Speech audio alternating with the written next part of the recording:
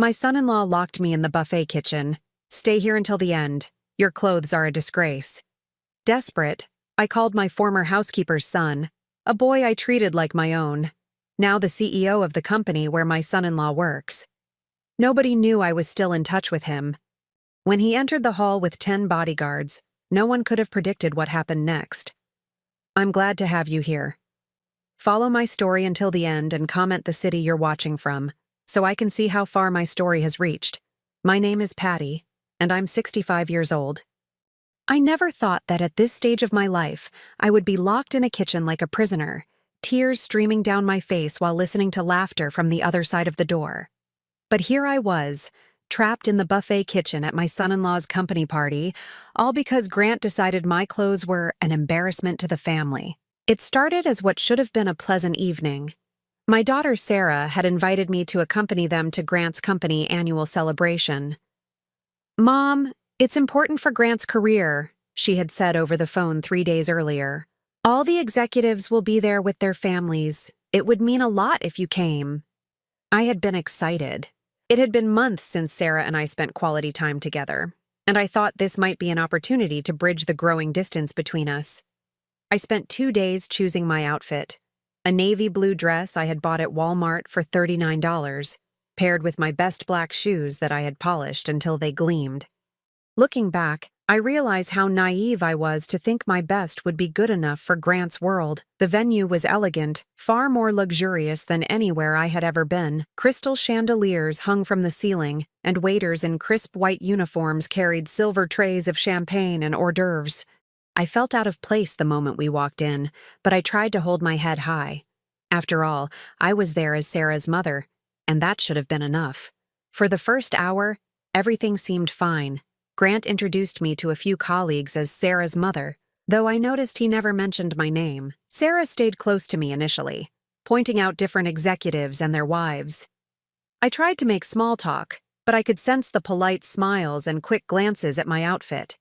These women wore designer dresses that probably cost more than my monthly Social Security check of $857. The turning point came when Grant's boss, Mr. Richardson, approached our group with his wife. She was an elegant woman in her 50s, wearing what I assumed was a very expensive black cocktail dress with jewelry that caught the light beautifully. Grant immediately straightened up, his entire demeanor changing to what I can only describe as desperate eagerness to impress.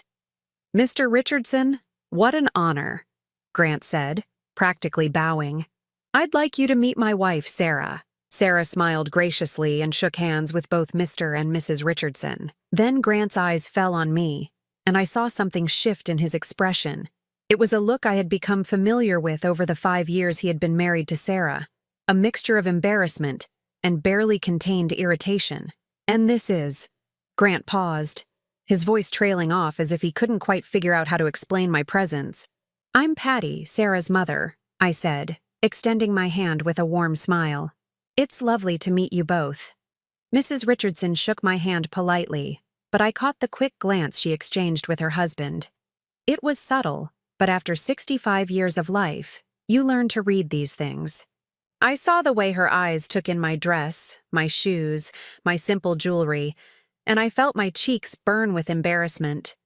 The conversation continued for a few more minutes, focusing mainly on Grant's recent projects and Sarah's work at the marketing firm. I tried to contribute once, mentioning how proud I was of Sarah's achievements, but Grant quickly steered the conversation away from me. When the Richardsons excused themselves to mingle with other guests, I thought the worst was over. I was wrong. "Jesus Christ, Mom," Grant hissed in my ear the moment the Richardsons were out of earshot. His grip on my elbow was firm, almost painful. "What the hell were you thinking?" I looked at him in confusion. "What do you mean?" "Your clothes, your whole appearance. Do you have any idea how important tonight is for my career?" His voice was low but venomous. "Mr. Richardson is deciding on promotions next month, and you're standing there looking like—" "Like what?" I asked, my voice barely a whisper.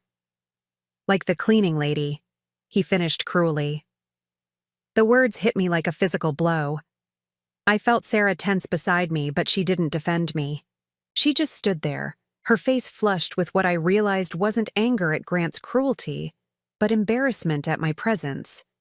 "Grant, please," I started, but he wasn't finished. "I can't have you walking around here, talking to my colleagues, representing our family looking like that. It reflects poorly on Sarah, and by extension, on me." He looked around the room, ensuring no one was watching us. "There's a kitchen in the back where they're preparing the buffet. You're going to go there and stay there until this event is over." I stared at him in shock. "You want me to hide in the kitchen? I want you to be somewhere where you won't embarrass us further," he said bluntly. "Sarah and I have worked too hard building our reputation here for you to destroy it in one night." I turned to my daughter, hoping she would say something, anything to defend me. But Sarah just looked away, her silence speaking louder than any words could. "Mom?" she said quietly, not meeting my eyes. "Maybe it would be better if you stayed out of sight for a while, just until the important networking is over." The betrayal was complete. My own daughter, the child I had raised alone after her father died when she was only 8 years old, was choosing her husband's career over her own mother's dignity. Grant didn't wait for my response. He took my arm again, more gently this time but with the same firmness, and guided me through the crowd toward the back of the venue. Several people glanced at us curiously, but no one said anything. They probably assumed I was a staff member being escorted to the service area. The kitchen was bustling with activity. Caterers in white uniforms were preparing elaborate dishes, their movements choreographed like a well-rehearsed dance. Grant spoke briefly to what appeared to be the head chef, who nodded and pointed toward a small storage room adjacent to the main kitchen. "You can wait here," Grant said, opening the door to reveal a cramped space filled with extra chairs and cleaning supplies. "Someone will let you know when it's time to leave." But, and then he was gone, leaving me standing alone in that storage room with nothing but my shame and the sound of muffled laughter and conversation from the party beyond the kitchen walls. I sank onto one of the folding chairs, my hands trembling as I tried to process what had just happened. In 65 years of life, I had faced many humiliations. I had been looked down upon for being a single mother, for working as a housekeeper, for not having a college education. But nothing had prepared me for this, being rejected and hidden away by my own family. As I sat there in that cramped storage room, surrounded by cleaning supplies and stacks of unused chairs, I found myself thinking about a little boy I used to care for many years ago. Marcus had been just 7 years old when I started working for his family, a shy child with big brown eyes who always seemed to be searching for someone to truly see him. His parents, the Thorntons, were wealthy executives who traveled frequently for business, leaving Marcus in the care of a series of nannies and housekeepers. When I arrived at their magnificent home in the affluent neighborhood of Riverside Heights, Marcus had already gone through 4 different caretakers in 2 years. I remember our first meeting so clearly. He was hiding behind the grand staircase in their foyer, watching me with curiosity and wariness. When I knelt down to his level and asked if he wanted to help me make cookies, something in his expression changed. It was as if he had been waiting his entire young life for someone to invite him to participate rather than simply observe. From that day forward, Marcus and I were inseparable during my working hours. While I cleaned and cooked, he would sit at the kitchen counter doing his homework, or simply talking to me about his day. He told me about the kids at school who made fun of his secondhand clothes. Despite his family's wealth, his parents believed in building character through modest allowances. He confided in me about feeling invisible in his own home, lost among his parents' busy schedules and social obligations. I became more than his housekeeper. I became the mother figure he desperately needed. I attended his school plays when his parents were traveling, cheered for him at Little League games from the stands filled with other parents who assumed I was just another mom. When he had nightmares, he would creep downstairs to find me, and I would hold him until he fell asleep again. The memory of Marcus's trust and love was a stark contrast to the betrayal I felt now, locked away like an embarrassment by my own daughter and son-in-law. Sitting in that storage room, I realized that sometimes the family that matters most isn't the one you're born into, or the one you create through marriage. It's the one built through genuine love and mutual respect. And right now, that family felt very far away indeed.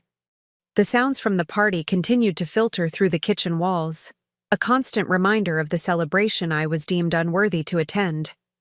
Each burst of laughter felt like another small wound, another confirmation that I didn't belong in my daughter's new world.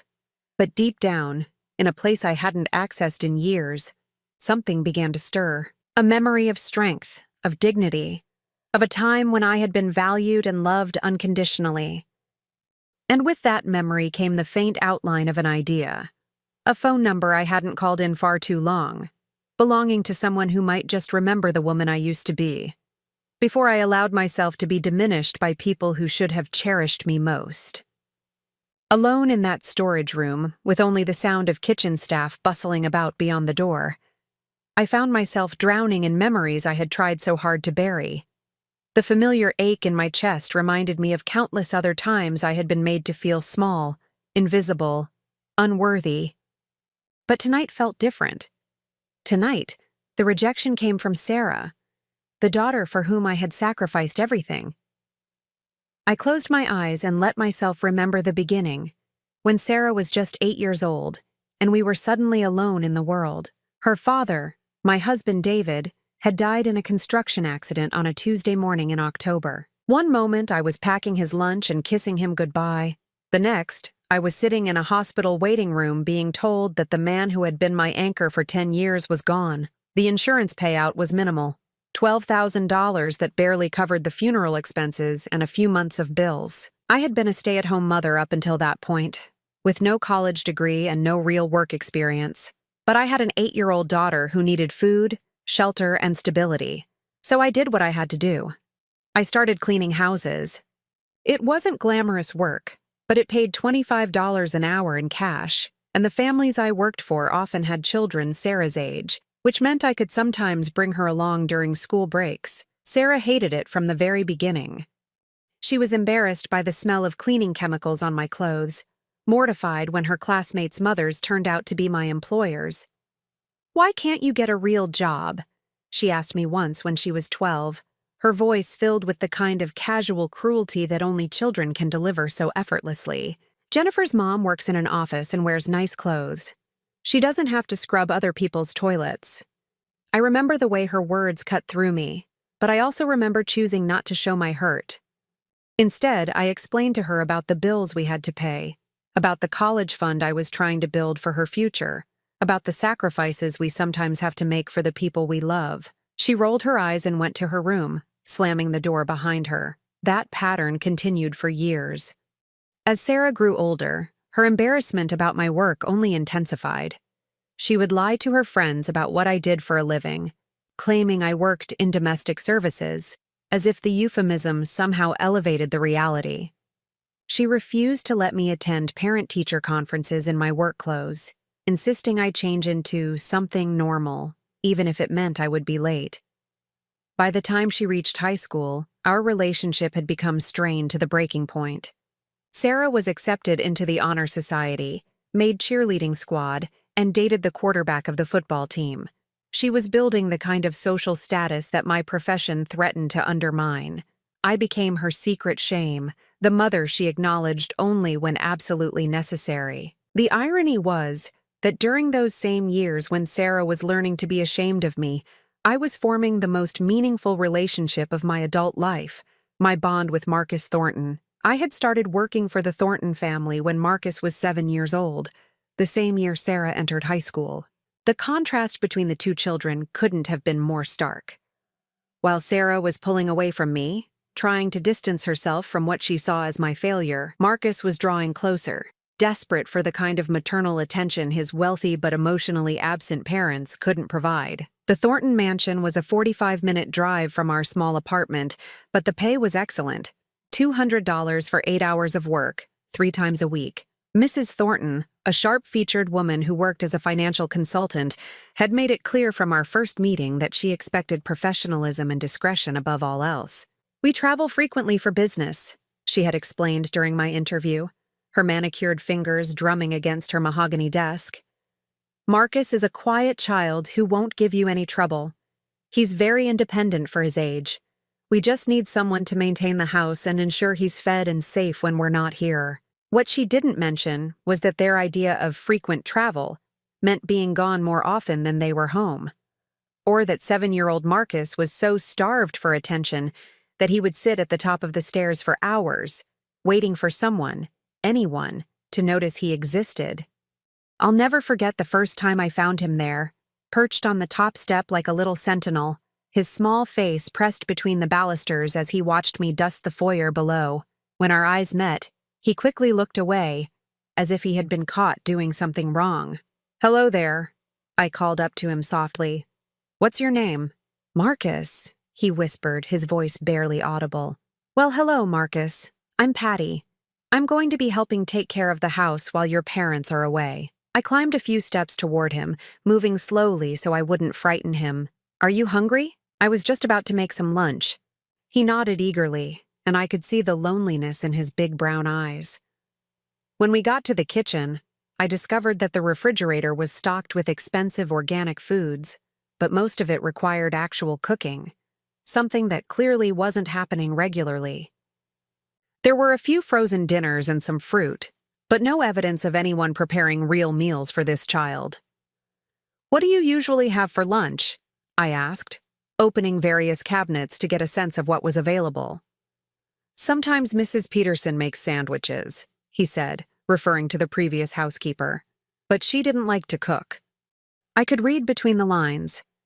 Mrs. Peterson had likely done the minimum required to keep Marcus fed and safe, but hadn't provided the kind of nurturing care that a child his age desperately needed.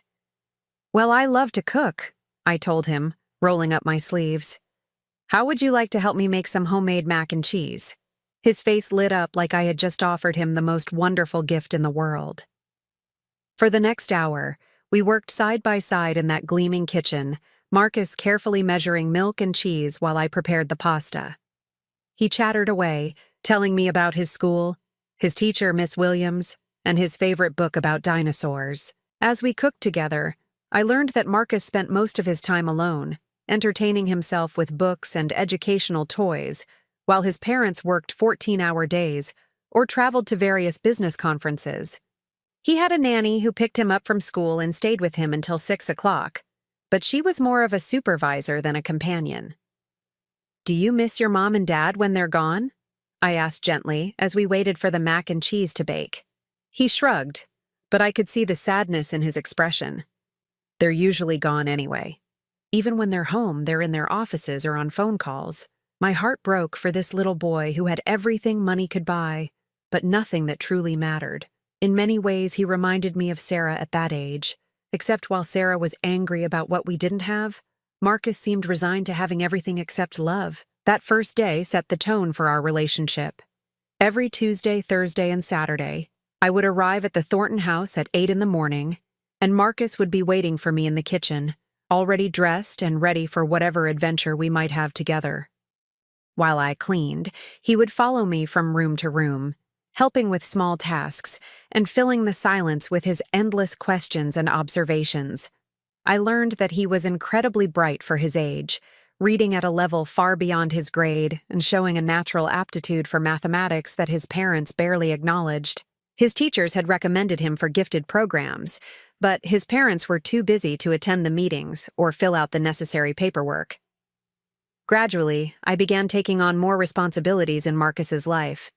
Not because his parents asked me to, but because I could see how much he needed someone to care.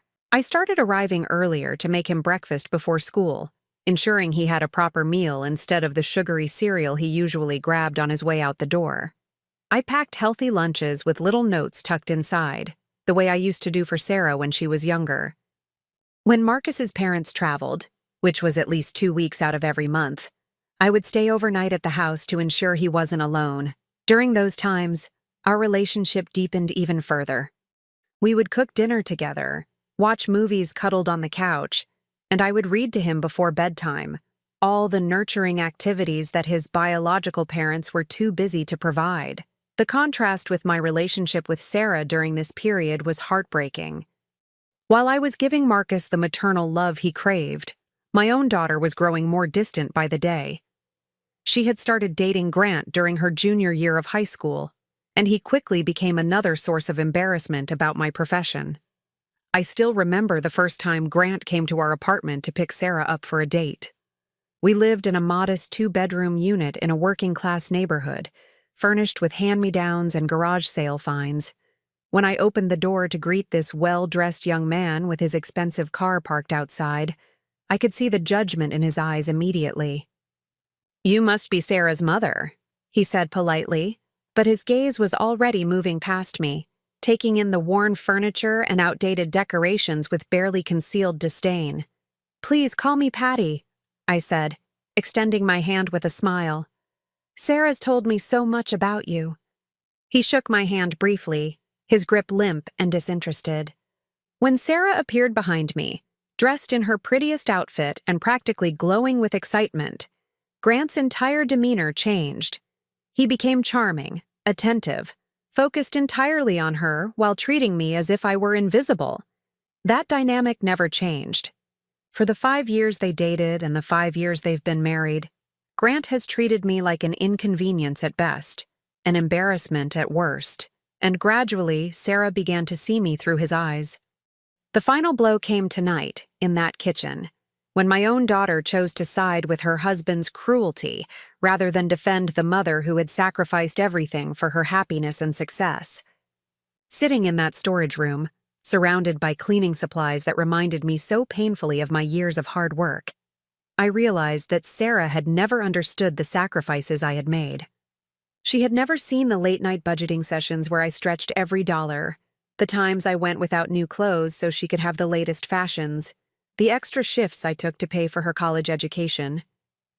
Most importantly, she had never known about the times I had turned down opportunities for my own happiness to ensure hers remained intact. There had been a man, Robert, whom I met when Sarah was 16. He was a supervisor at one of the office buildings I cleaned, a kind widower with grown children who treated me with respect and genuine affection. He had asked me to dinner several times, and I found myself developing feelings for him that I hadn't experienced since David's death. But Sarah was at a crucial point in her high school career, applying to colleges and preparing for her future. I was afraid that bringing a man into our lives might disrupt her stability or create additional stress during such an important time. So I kept making excuses, turning down Robert's invitations, until he finally stopped asking. I often wondered what might have happened if I had chosen my own happiness just once. But at the time, Sarah's welfare had seemed more important than my own desires. I had convinced myself that there would be time for my own life later, after Sarah was established and secure. Now, at 65, I was beginning to understand that later might never come.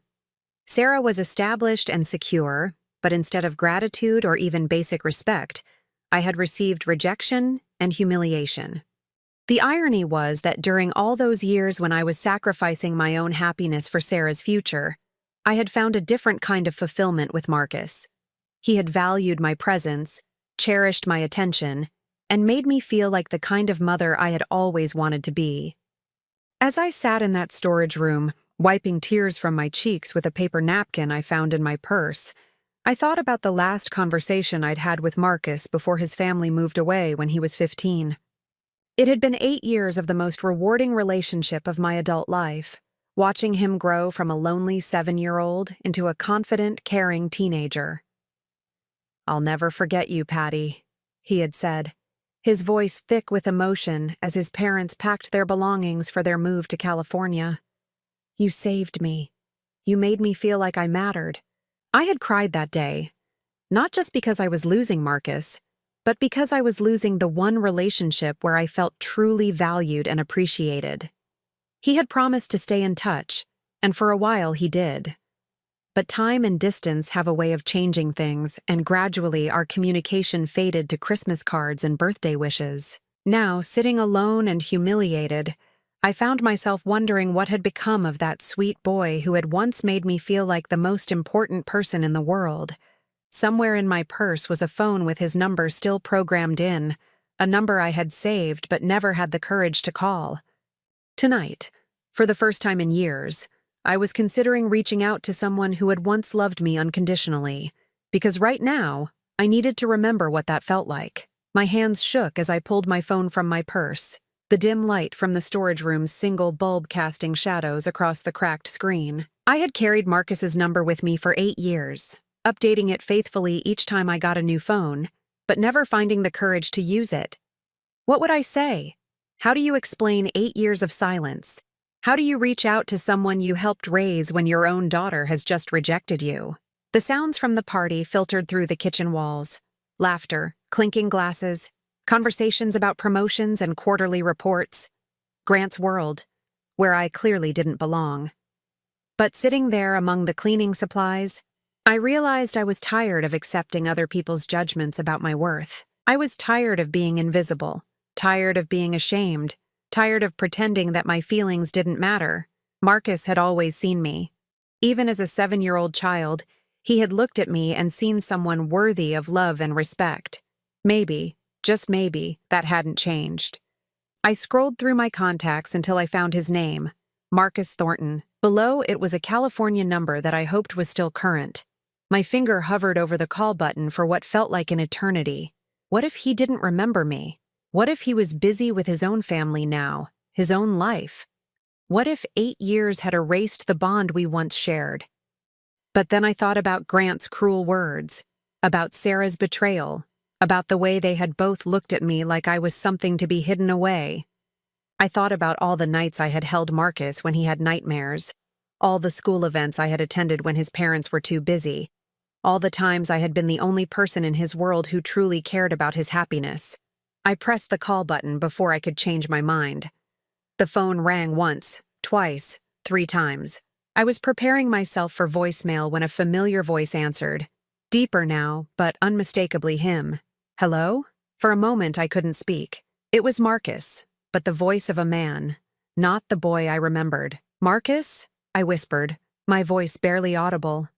There was a pause, and I could hear background noise. What sounded like an office environment, phones ringing, muted conversations. I'm sorry, who is this? He asked politely. My heart sank. Of course he wouldn't recognize my voice after all these years. It's Patty. Patty Morrison. I used to work for your family when you were... Patty? The change in his voice was immediate and dramatic. The polite professionalism vanished, replaced by something that sounded like wonder mixed with joy. Patty? Oh my God. I can't believe it's really you. Tears sprang to my eyes at the warmth in his tone. Hello, sweetheart. I hope I'm not bothering you. I know it's been so long. Bothering me? Are you kidding? I could hear him moving, probably to somewhere more private. I've thought about you so many times over the years. I've wanted to call, but I wasn't sure if you'd want to hear from me. Hold on, just 1 second. I heard a door close, and then his voice was clearer, more intimate. Mom, he said, and my heart nearly stopped. God, it's so good to hear your voice. Mom. He had called me that sometimes when he was young, usually when he was scared or hurt and needed comfort. But hearing it now, from this adult version of the boy I had loved, was almost overwhelming. I'm sorry for calling out of the blue, I said, wiping tears from my cheeks. I needed to hear a friendly voice tonight. You never need to apologize for calling me, he said firmly. Are you okay? You sound upset. Even after all these years, he could still read my emotions. That connection we had shared hadn't been broken by time or distance. I started to say I was fine, the automatic response I had trained myself to give whenever anyone asked. But this was Marcus. I had never lied to him when he was a child, and I wasn't going to start now. I'm not okay, actually. I'm having a really difficult night. What's wrong? Where are you? I'm at a party. Well, technically, I'm locked in a storage room at a party. I let out a bitter laugh. That sounds ridiculous, doesn't it? Locked in a storage room? His voice sharpened with concern. Patty, what's going on? Are you safe? I'm safe, just humiliated. The whole story came pouring out then. Sarah's invitation to Grant's company party, my excitement at being included, the careful selection of my outfit, Grant's cruel assessment of my appearance, and finally, the devastating moment when my own daughter chose her husband's ambition over her mother's dignity. Marcus listened without interrupting, his breathing growing heavier as I described each humiliation. When I finished, there was a long silence. What's the name of the company? He asked, his voice carefully controlled. Richardson and Associates. I said. Grant works in their marketing department. Why? Another silence. This one longer, and somehow more significant. Patty, Marcus said slowly, I need to ask you something, and I want you to answer me honestly. Has this man, your son-in-law, has he treated you badly before tonight? The question caught me off guard. Well, yes, but how often? Marcus, I don't understand why. Please, he said, and I could hear something in his voice that reminded me of the determined little boy who used to insist on helping me with chores, even when I told him it wasn't necessary. Tell me about how he's treated you. So I did. I told him about 5 years of subtle insults, of being excluded from family events, of watching Grant gradually turn Sarah against me. I told him about the times Grant had forgotten to invite me to birthday celebrations and holiday dinners, about the way he would change the subject whenever I tried to contribute to conversations, about the constant message that I wasn't good enough for their social circle. And Sarah just lets this happen? Marcus asked, his voice tight with what sounded like anger. She loves him, I said, though even as I said it, I wondered if that was enough to excuse her complicity. And I understand that she's embarrassed by my background. I'm not educated. I'm not sophisticated. Stop. The word was sharp, cutting through my self-deprecation like a blade. Don't you dare talk about yourself that way. Don't you ever let me hear you minimize your worth again. The fierce protectiveness in his voice reminded me so strongly of the teenager he had been when he left, the boy who had once gotten into a fight at school defending a younger student from bullies, who had cried when he told me about it because he was afraid I would be disappointed in him for fighting. You are the most valuable person I have ever known, Marcus continued, his voice thick with emotion. You taught me what love looks like, what sacrifice means, what it feels like to have someone believe in you unconditionally. You saved my life, Patty. You literally saved my life. Marcus. No, let me finish. Do you remember when I was 13 and my parents were going through their divorce? I did remember. It had been a bitter, ugly separation that had lasted almost 2 years. Marcus had been caught in the middle, used as a pawn in their fights, his emotional well-being sacrificed to their legal maneuvering. You remember how I started having those panic attacks? He continued. How I couldn't sleep, couldn't eat, couldn't concentrate in school? I remembered those dark months when Marcus had seemed to be disappearing before my eyes, becoming a shadow of the bright, curious boy I had known. His parents had been so consumed with their legal battles that they barely noticed their son was falling apart. You're the one who found me that night, Marcus said quietly. When I had taken all those pills from my mother's medicine cabinet? You're the one who called 911, who rode with me in the ambulance, who stayed with me in the hospital when my own parents were too busy with depositions to visit their suicidal son. The memory hit me like a physical blow. I had tried so hard to forget that terrible night, walking into Marcus's room to check on him before I left for the day, and finding him unconscious on his bed, surrounded by empty pill bottles. The terror I had felt, the desperate race to save him, the hours I had spent praying in that hospital waiting room. You never left my side, Marcus continued. When the doctors said I needed counseling, you're the one who researched therapists and drove me to appointments. When my parents were too busy fighting each other to fight for me, you became my advocate. You saved me, and then you helped me heal. You were just a child going through a terrible time, I said, my voice breaking. Any decent person would have done the same thing. No, he said firmly. Not any person. Most people would have seen a troubled teenager and walked away. You saw a child who needed love, and you gave it unconditionally. You never made me feel like a burden or a problem to be solved. You just loved me. We were both crying now, the years of separation dissolving in the face of the bond we had always shared. Where are you now? I asked. Are you happy? Do you have a family? I'm in San Francisco, he said. I never married, never had children. I've been too focused on building something, on trying to become worthy of the sacrifice you made for me. What do you do? There was a pause, and when he spoke again, his voice carried a strange note I couldn't identify. I run a company, Patty. a consulting firm that specializes in corporate restructuring and efficiency analysis. That sounds very impressive, I said, proud of the successful man he had become. It is impressive, he said, and I could hear what sounded like a smile in his voice. We work with some of the largest corporations in the country, helping them identify problems in their management structures, their employee relations, their corporate culture. You always were brilliant, I said. Even as a little boy, you could see patterns and solutions that adults missed. I learned that from you, he said. You taught me to pay attention to how people treat others, especially those they perceive as having less power.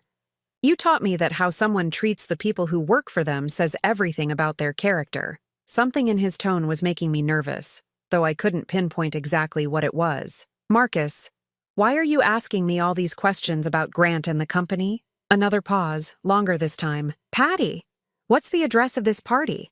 I want to make sure you get home safely. Oh, sweetheart, you don't need to worry about that.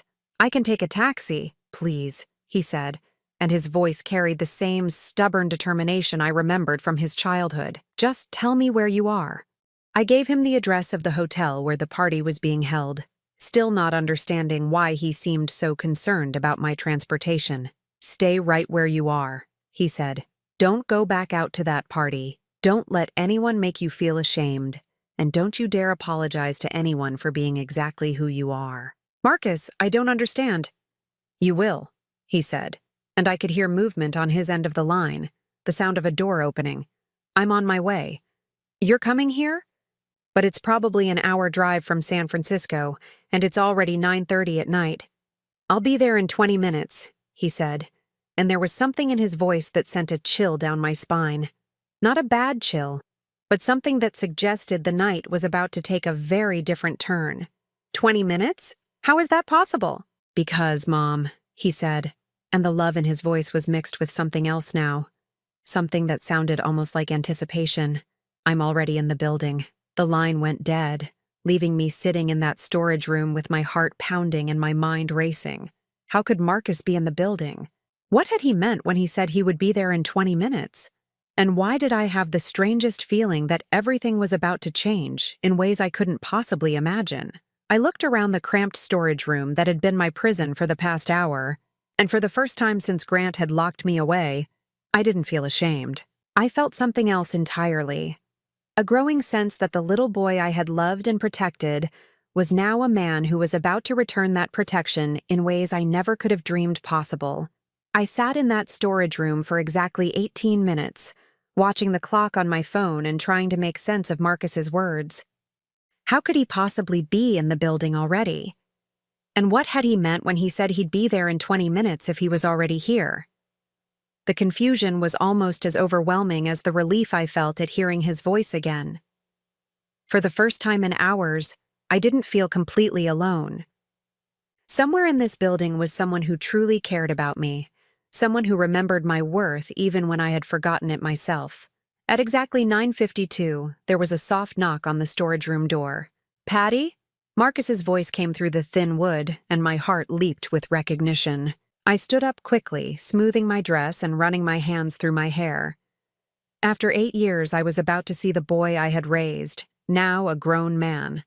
I was nervous and excited and terrified all at once. I opened the door and gasped. The Marcus standing before me was nothing like the 15-year-old boy I remembered. He was tall, at least 6 feet 2 inches, with broad shoulders filling out an expensive charcoal gray suit that probably cost more than my monthly budget. His brown hair was shorter now, styled professionally, and his face had lost the soft roundness of youth. But his eyes, those warm brown eyes that had always seen straight into my soul, those were exactly the same. "Hello, Mom," he said softly, and before I could respond, he pulled me into a hug that lifted me completely off my feet. I buried my face in his shoulder and cried, not the bitter tears of humiliation I had been shedding all evening, but tears of pure joy. This was my boy, my Marcus, and he was here. "Look at you," I whispered when he finally set me down, my hands instinctively reaching up to smooth his hair the way I used to when he was small. "You're so handsome, So grown up. I can't believe it's really you. I can't believe it either, he said, his eyes bright with unshed tears. God, I've missed you. I've missed you too, sweetheart. Every single day. I studied his face, marveling at the man he had become. You look so successful, so confident. I'm so proud of you. Something flickered across his expression, pride mixed with something else I couldn't quite identify. We need to talk, he said, glancing around the small storage room with obvious distaste. But not here. No one should ever have to have a conversation in a place like this. Marcus, I'm not supposed to leave this room, Grant said. Grant, Marcus repeated, and his voice carried a hardness that surprised me. Yes, we definitely need to talk about Grant. He offered me his arm with old-fashioned courtesy. Will you trust me? I looked into his eyes, the same eyes that had looked up at me so trustingly all those years ago, and nodded. Of course I trusted him. We walked out of the storage room together, through the busy kitchen where staff members glanced at us curiously. Marcus moved with a confidence that commanded attention, and I noticed that people naturally stepped aside to let us pass. Where are we going? I asked as he guided me toward what appeared to be a service corridor. Somewhere private where we can talk properly, he said. There's a small conference room on this floor that should be empty. How do you know about conference rooms in this hotel? He glanced at me with a small smile. I know a lot of things, Patty. More than you might expect. The conference room he led me to was elegant but intimate. A mahogany table surrounded by leather chairs, with floor-to-ceiling windows overlooking the city lights. Marcus closed the door behind us and gestured for me to take a seat. Can I get you something to drink? Water? Coffee? I'm fine, sweetheart. I just want to look at you. I shook my head in amazement. I still can't believe you're here. When you said you were in the building, I thought maybe you were attending the party as someone's guest. But I'm not a guest, Marcus said quietly, taking the seat across from me. Patty, there's something I need to tell you, and I want you to hear it from me before anyone else has a chance to explain. Something in his tone made my stomach flutter with nervousness. What is it? He leaned forward, his hands clasped on the table between us. Do you remember what I told you on the phone? About the company I run? Yes. You said you do corporate consulting, restructuring and efficiency analysis. That's true, but it's not the whole truth. He took a deep breath. My company is Thornton Strategic Solutions. We're one of the largest management consulting firms on the West Coast. We specialize in identifying problems in corporate culture, particularly issues related to employee treatment, workplace harassment, and management accountability. I nodded, still not understanding why he seemed so nervous about sharing this information. Patty, Richardson and Associates hired my company 6 months ago. The words hit me like a physical blow. They what? They've been having problems with employee retention, multiple complaints to HR about hostile work environment issues, and rumors of discriminatory practices. They hired us to conduct a comprehensive evaluation of their corporate culture and make recommendations for improvement. My mind was reeling. You mean, you've been working with Grant's company? I've been investigating Grant's company, Marcus corrected, and tonight, I'm here in my professional capacity to observe their leadership team in an informal social setting. It's a standard part of our evaluation process, seeing how executives behave when they think no one important is watching. I stared at him, trying to process what he was telling me. You've been here all evening? I arrived an hour ago. I've been mingling with the staff, observing interactions, taking notes. His jaw tightened, including watching your son-in-law's behavior toward various employees and family members. Oh no, I whispered, mortification washing over me.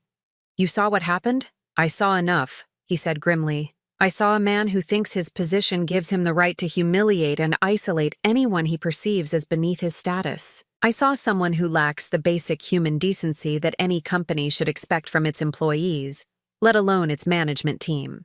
I buried my face in my hands. Marcus, I'm so sorry. I had no idea you would be here. No idea you would witness. Patty, look at me. His voice was gentle but firm. When I raised my head, his eyes were blazing with an intensity I had never seen before. You have nothing to be sorry for. Nothing. Do you understand me? But the way he treated me, the way I let him. The way you let him what?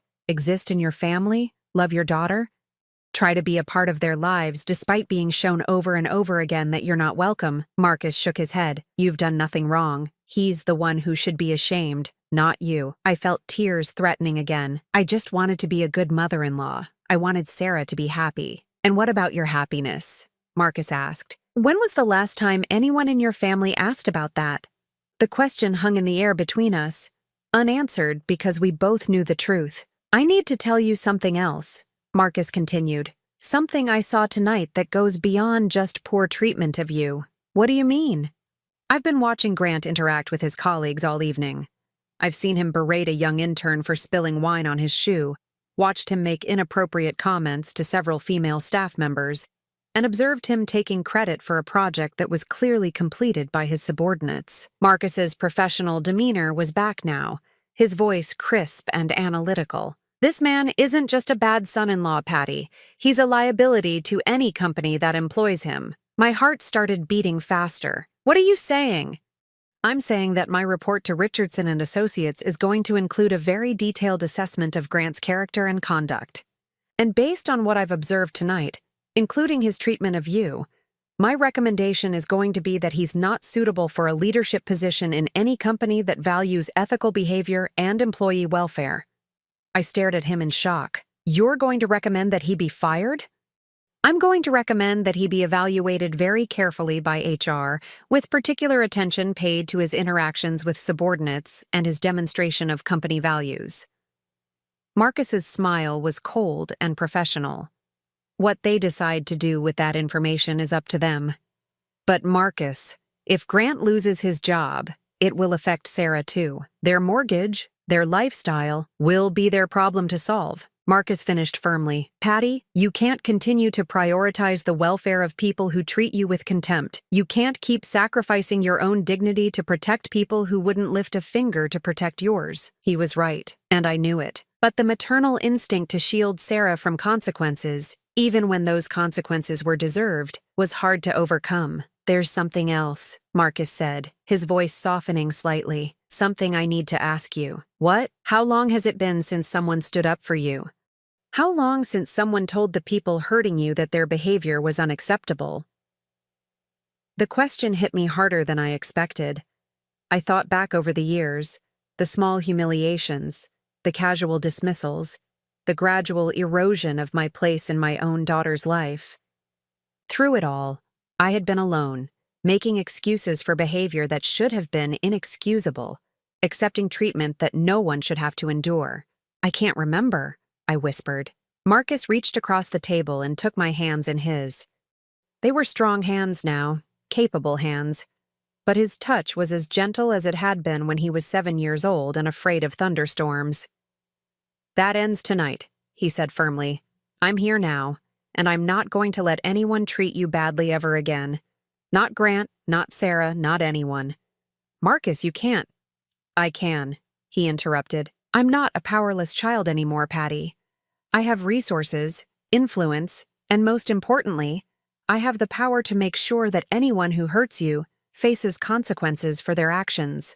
I looked at this man who had once been my lonely little boy, and I saw something that took my breath away. Marcus had grown up to be exactly the kind of person I had always hoped he would become. Strong, successful, and principled. But more than that, he had retained the capacity for fierce loyalty that had always been his most beautiful quality. What happens now? I asked. Marcus glanced at his watch. Now, we go back to that party. I have some people I need to meet, some observations I need to complete. His smile was sharp and determined. And Grant is going to get a very memorable introduction to the concept of consequences. I don't think I can face them again, I admitted. Seeing the way they looked at me, the way Sarah just stood there while he humiliated me. You won't be alone, Marcus said, standing and offering me his arm again. I'll be right beside you, and I promise you this. By the end of tonight, everyone in that room will know exactly how valuable you are. As we walked toward the door, I felt something I hadn't experienced in years, the absolute certainty that someone had my back. Marcus had grown up to be my protector, just as I had once been his. And I had the strangest feeling that Grant was about to learn what it felt like to face someone who couldn't be intimidated, dismissed, or hidden away in a storage room. Walking back into that party on Marcus's arm was like entering a completely different world. The same chandeliers sparkled overhead, the same elegant crowd mingled with glasses of champagne, but everything had changed because I was no longer alone. Marcus moved through the room with quiet confidence, nodding to people he had apparently met earlier in the evening, his hand protectively on my elbow. I could see Grant across the room, holding court near the bar with several colleagues, his face animated as he told what appeared to be a humorous story. Sarah stood beside him, laughing at his jokes, completely unaware that her world was about to shift on its axis.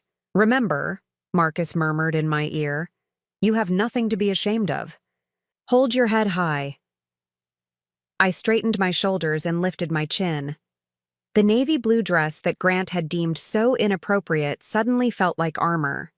It was clean, modest, and purchased with money I had earned through honest work. There was nothing shameful about that. "Mr. Thornton," a voice called from across the room. I turned to see Mr. Richardson approaching us with his wife, the same couple who had looked at me with such polite disdain earlier in the evening. "Mr. Richardson," Marcus replied smoothly, extending his hand. "Thank you again for allowing me to observe this evening. It's been very enlightening. I hope you've been able to gather the information you need for your assessment," Mr. Richardson said. Then his eyes fell on me with obvious confusion. "I'm sorry, but haven't we met before? This is Patty Morrison," Marcus said before I could respond. "She's very special to me." I felt a flush of pride at the warmth in his voice, but I noticed that he hadn't specifically explained our relationship. Mrs. Richardson was studying me with new interest, clearly trying to reconcile the woman she had dismissed earlier with someone important enough to warrant Marcus's personal attention. "Mrs. Morrison," she said carefully, extending her hand again. "How lovely to see you again." "The pleasure is mine," I replied, accepting her handshake with newfound confidence. "Patty raised me," Marcus said simply, and I saw both Richardson's eyebrows rise in surprise. "When my biological parents were too busy with their own lives to notice their son was drowning, she stepped in and saved me. She taught me everything I know about loyalty, integrity, and what it means to truly care for another person."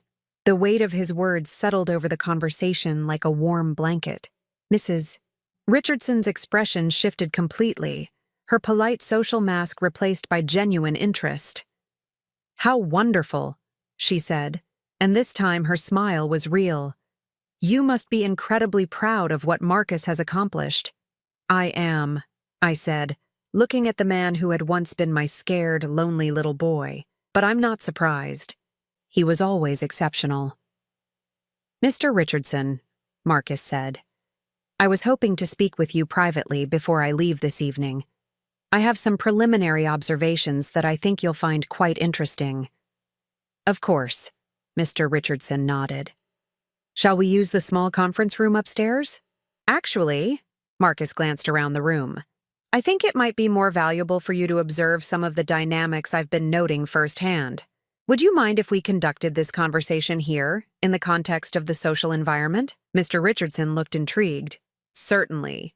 What specifically did you want to discuss?" Marcus's eyes found Grant across the room. "I'd like to talk about leadership qualities and how they manifest in informal settings. For instance, how does a person in a management position treat those they perceive as having less status or power?" "That's an excellent metric for evaluation," Mr. Richardson agreed.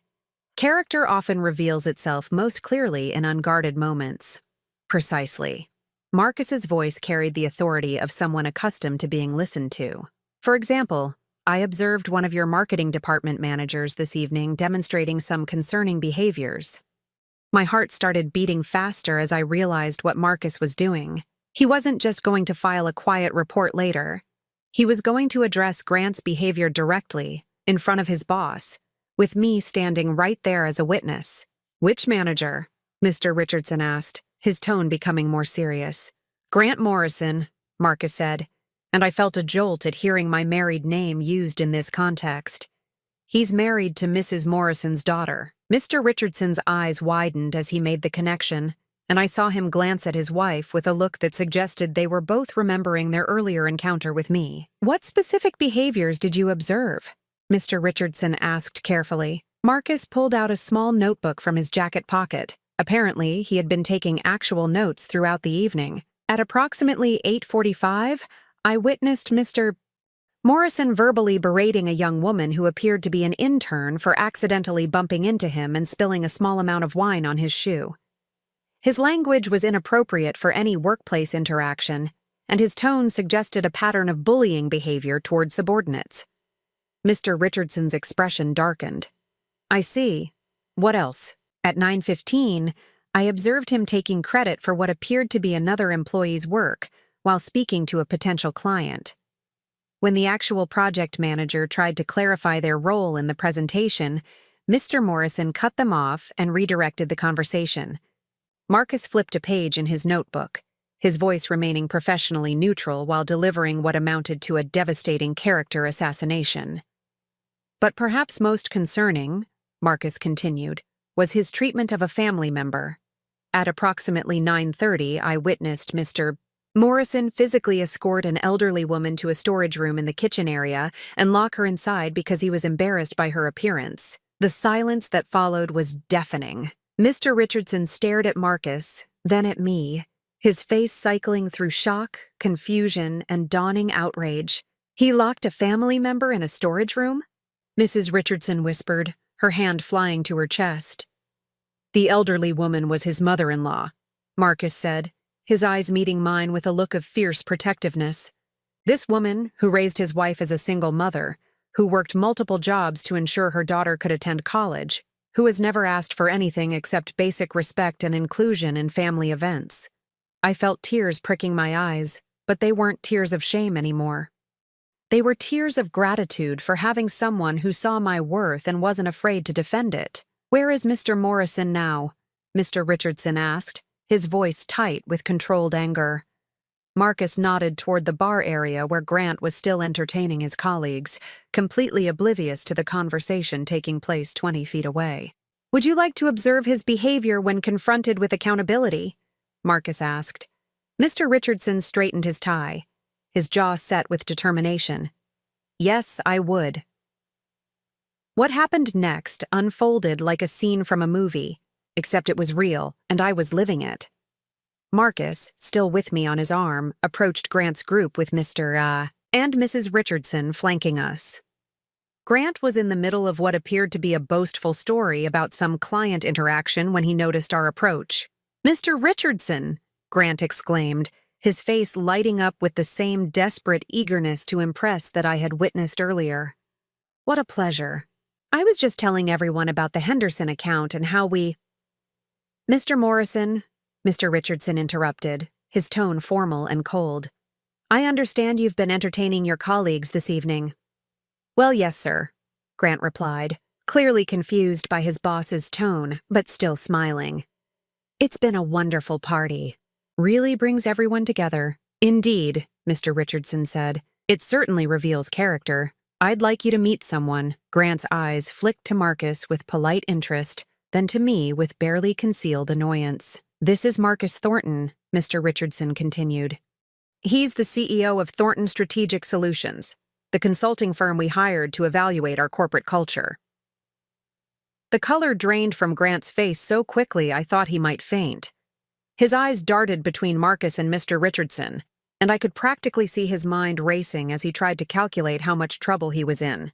"Mr. Thornton," Grant stammered, extending his hand. "It's an honor to meet you. I had no idea you were here this evening." Marcus looked at Grant's outstretched hand for a long moment before deliberately ignoring it. "I'm sure you didn't," Marcus said, his voice glacially polite. "I've been observing employee interactions all evening, very illuminating." Sarah had appeared at Grant's side, her face pale as she began to understand that something was terribly wrong. "And this," Mr. Richardson continued, gesturing to me, "is Mrs. Morrison. I believe you know her." Grant's mouth opened and closed like a fish out of water. Around us, his colleagues were watching with growing fascination, sensing drama, but not yet understanding its scope. "Hello, Grant," I said quietly, amazed at how steady my voice sounded. "Mom," Sarah whispered, her eyes wide with confusion and dawning horror. "I understand you had some concerns about Mrs. Morrison's appropriateness for this evening's event," Marcus said, his tone conversational but his eyes deadly serious. That is, there was a misunderstanding," Grant stammered. "A misunderstanding," Marcus repeated thoughtfully. "Is that what you call locking your mother-in-law in a storage room because you were ashamed of her clothes?" The group around us had gone completely silent. I could see other conversations stopping as people strained to hear what was being said. I didn't mean. Grant's face was now bright red, sweat beading on his forehead. "What exactly did you mean?" Marcus asked. "When you told this woman, who raised your wife as a single mother, who worked as a housekeeper to pay for your wife's education, who has shown your family nothing but love and support, when you told her she looked like the cleaning lady and was an embarrassment to your reputation, what exactly did you mean?" Each word landed like a physical blow. Grant looked around desperately, seeking support from his colleagues, but found only shocked faces and obvious judgment. "Marcus," Sarah said weakly, "there's been some kind of mistake."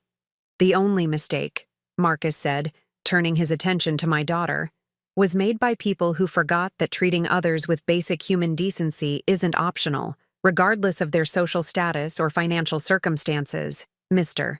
Richardson stepped forward, his voice carrying the authority of someone accustomed to making difficult decisions. "Mr. Morrison, in light of what I've learned about your conduct this evening, both toward employees and family members, I think it would be best if you cleared out your office first thing Monday morning." Grant's face went white. "Sir, please, if you'll just let me explain." "There's nothing to explain," Mr. Richardson said firmly. "A man who would treat his own mother-in-law with such cruelty, who would humiliate her in public and lock her away like she was something shameful, is not someone I want representing this company."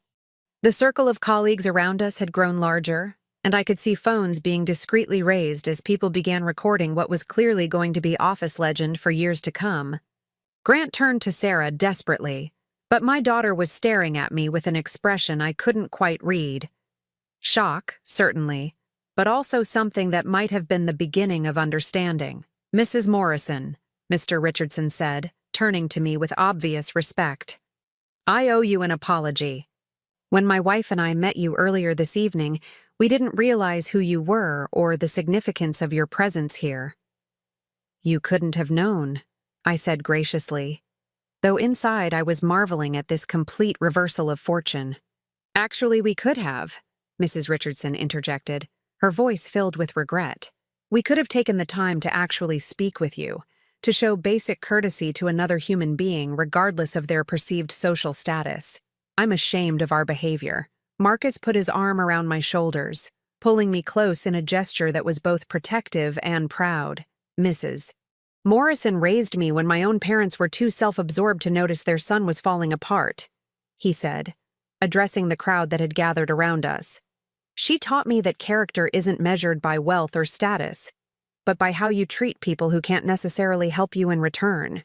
She saved my life, and she shaped the man I became." He looked directly at Grant, his voice carrying a finality that made everyone in earshot pay attention.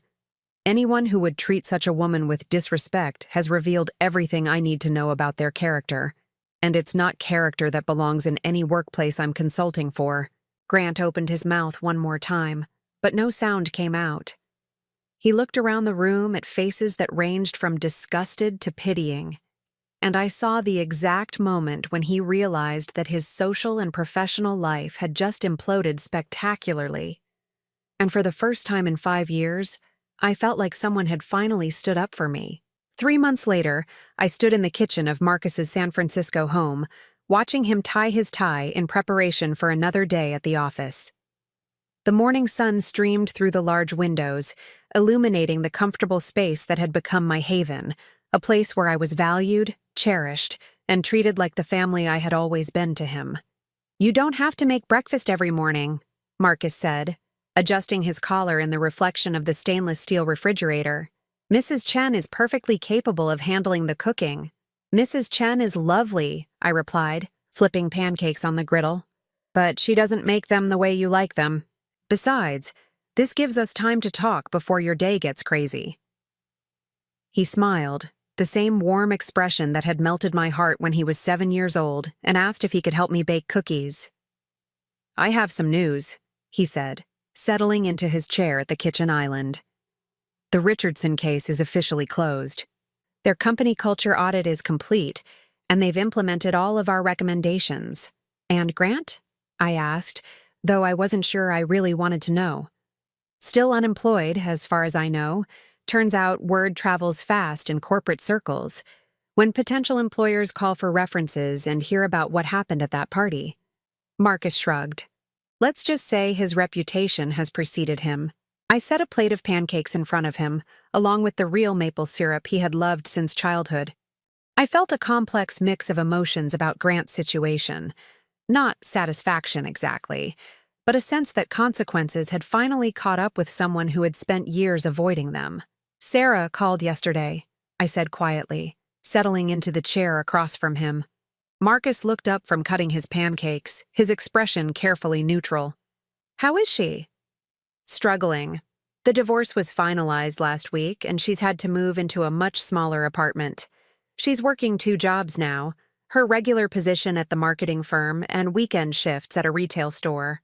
I paused, choosing my words carefully. "She sounds different. Humbled, I suppose. Are you planning to see her?" It was the question I had been wrestling with for weeks. Sarah had been calling regularly since the night at the party, her messages growing increasingly desperate as her marriage and financial security crumbled around her. At first, her calls had been angry. She had blamed me for ruining her life, for destroying her marriage, for being selfish and vindictive. But as the weeks passed and the reality of her situation sank in, her tone had changed. The anger had given way to what sounded like genuine remorse, and in our last conversation, she had done something she hadn't done since she was a child. She had admitted she was wrong. "I think so," I said finally. "But not to rescue her. Not to fix her problems or make everything go back to the way it was." Marcus nodded approvingly. "What changed your mind?" "Something you said to me that first night, about how I couldn't keep sacrificing my own dignity to protect people who wouldn't do the same for me." I stirred my coffee thoughtfully. "But I also realized that doesn't mean I have to harden my heart completely. Sarah is my daughter. She made terrible choices, and she hurt me deeply. But she's also a woman who was manipulated by someone who preyed on her insecurities. That doesn't excuse her behavior toward you. No, it doesn't. But it helps me understand it." I looked at Marcus, this remarkable man who had grown up to be everything I had hoped he would become. "You taught me something important too, you know." "What's that?" "That family isn't just about blood or obligation. It's about choice. It's about deciding to love and support someone because you value them, not because you have to." I reached across the table and squeezed his hand. "You chose me as your family when you were 7 years old, and you chose me again when you were 32. That means more to me than anything else ever could." His eyes grew bright with emotion. "You saved me first. We saved each other." The doorbell rang, interrupting our conversation. Marcus glanced at his watch with a frown. "I'm not expecting anyone," he said, standing to answer the door. I followed him, curiosity getting the better of me. When he opened the front door, Sarah stood on the step, looking smaller and more uncertain than I had ever seen her. Her hair was pulled back in a simple ponytail.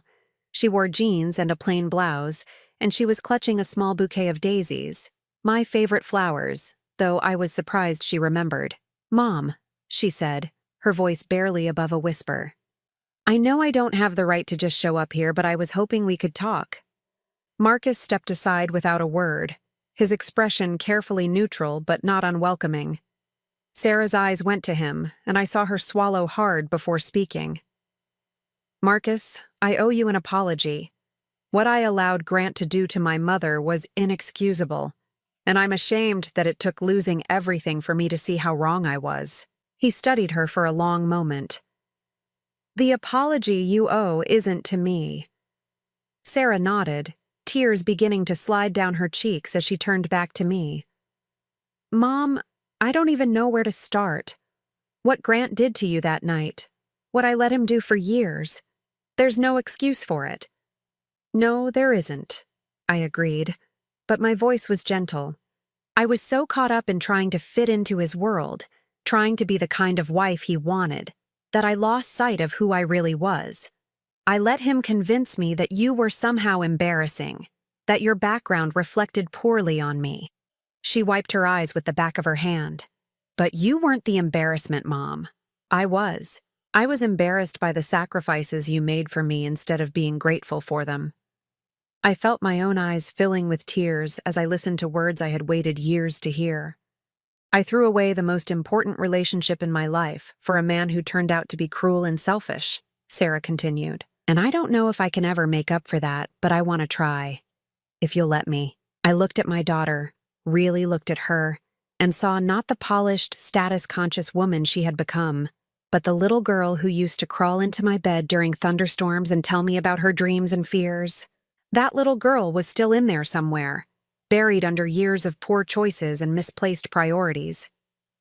It's going to take time, I said finally. I can't just pretend the last 5 years didn't happen, that the way you treated me didn't hurt. I know, Sarah said quickly. I'm not asking you to pretend anything. I'm just asking for a chance to prove that I can be better, that I can be the daughter you deserved all along. Marcus cleared his throat softly. I should let you two talk privately. I'll be in my office if you need anything. As he walked away, I felt a surge of gratitude for his instinctive understanding of what this moment required. He had given me the strength to stand up for myself, but he also trusted me to navigate this reconciliation in my own way. Come in, I said to Sarah, stepping aside to let her enter. We sat in Marcus's comfortable living room, the bouquet of daisies on the coffee table between us like a peace offering. For a few minutes, neither of us spoke, both of us struggling to bridge a gap that had seemed insurmountable just months before. The house is beautiful, Sarah said finally, looking around at the tasteful furnishings and family photos that Marcus had insisted on displaying, pictures of us from when he was young, images of the family we had created through choice rather than biology. Marcus has been very generous, I said. He invited me to live here after that night at the party. He said he had spent too many years without his family close by. He calls you family? He calls me Mom, I said simply. He has since he was young. Sarah's face crumpled. I threw that away, didn't I? The right to be called your family? You threw away the privilege of taking it for granted, I corrected, but the opportunity to earn it back. That's still there, if you're willing to do the work. What kind of work? I leaned forward, choosing my words carefully.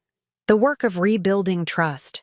The work of proving that you value me for who I am, not who you think I should be. The work of understanding that love isn't about control or changing people to fit your image of what's acceptable. Sarah nodded eagerly. I'll do anything. I've lost everything else that mattered to me, but I don't want to lose you, too. You haven't lost everything that matters, I said gently. You've lost the things that you thought mattered but actually didn't. Your job is still there, isn't it? Yes, but it's been difficult since Grant was fired. Some people look at me differently now, because they're wondering if you share his values? Sarah flinched but nodded. I suppose so. Then show them you don't. Show them that you learned something from what happened. Show them that you're committed to treating people with respect, regardless of their background or status. We talked for 2 more hours, the conversation flowing easier as the initial awkwardness faded. Sarah told me about the reality of her new financial situation, about having to learn to budget and prioritize in ways she had never needed to before. She talked about the loneliness of her smaller apartment, about missing the security of her old life, but not missing the person she had been in it. I've been thinking about getting a second degree, she said as our conversation wound down. Maybe social work or counseling? I want to do something that actually helps people instead of just selling them things they don't need. That sounds meaningful, I said, and I meant it. Would you? Would you maybe like to have dinner sometime next week? Sarah asked hesitantly. Nothing fancy, just maybe pizza or something simple.